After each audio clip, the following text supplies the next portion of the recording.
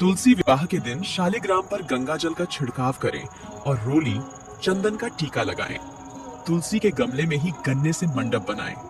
अब तुलसी को सुहाग का प्रतीक लाल चुनरी ओढ़ा दें। गमले को साड़ी लपेटकर चूड़ी चढ़ाएं और उनका दुल्हन की तरह श्रृंगार करें। कमेंट में जय तुलसी माता लिखना ना भूले। तुलसी विवाह की कथा।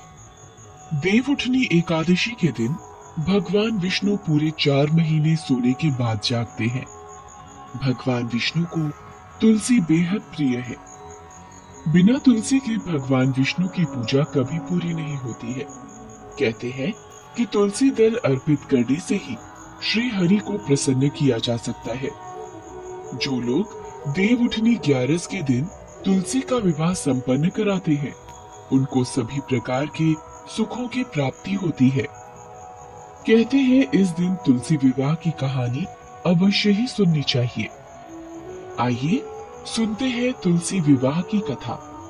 पौराणिक मान्यता के अनुसार राक्षस कुल में एक कन्या का जन्म हुआ जिसका नाम वृंदा था। वो बचपन से ही भगवान विष्णु की भक्ति और साधना में डूबी रहती थी। जब वृंदा विवाह योग्य हुई तो उसके माता पिता ने उसका विवाह समुद्र मंथन से पैदा हुए जलंधर नाम के राक्षस से कर दिया। वृंदा भगवान विष्णु की भक्त के साथ एक पतिव्रता स्त्री थी, जिसके कारण उनका पति जलंधर समय के साथ और भी शक्तिशाली हो गया। सभी देवी देवता जलंधर के कहर से डरने लगे। जलंधर जब भी युद्ध पर जाता, वृंदा पूजा अनुष्ठान करने बैठ जाती। वृंदा की विष्णु की भक्ति और साधना के कारण जलंधर को कोई भी युद्ध में हरा नहीं पाता था। एक बार जलंधर ने देवताओं पर चढ़ाई कर दी, जिसके बाद सारे देवता जलंधर को परास्त करने में असमर्थ हो रहे थे। तब हताश होकर सभी देवता भगवान विष्णु की शरण में गए और जलंधर के आतंक को खत्म करने के उपाय पर विचार करने लगे। तब भगवान विष्णु ने अपनी माया से जलंधर का रूप धारण कर लिया और छल से वृंदा के पतिव्रत धर्म को नष्ट कर दिया।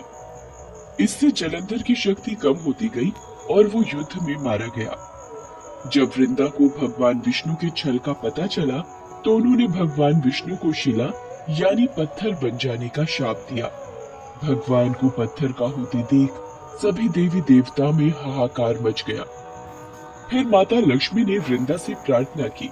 तब जाकर वृंदा ने अपना श्राप वापस ले लिया और खुद जलंधर के साथ सती हो गई। जब वो उसके साथ भस्म हो गई तो कहते हैं कि उनके शरीर की भस्म से तुलसी का पौधा बना। फिर उनकी राख से एक पौधा निकला जिसे भगवान विष्णु ने तुलसी का नाम दिया और खुद के एक रूप को पत्थर में समाहित करते हुए कहा कि आज से तुलसी के बिना मैं कोई भी प्रसाद स्वीकार नहीं करूंगा। इस पत्थर को शालिग्राम के नाम से तुलसी जी के साथ ही पूजा जाएगा। तभी से कार्तिक महीने में तुलसी जी का शालिग्राम के साथ विवाह भी किया जाता है। आइए जानते हैं तुलसी विवाह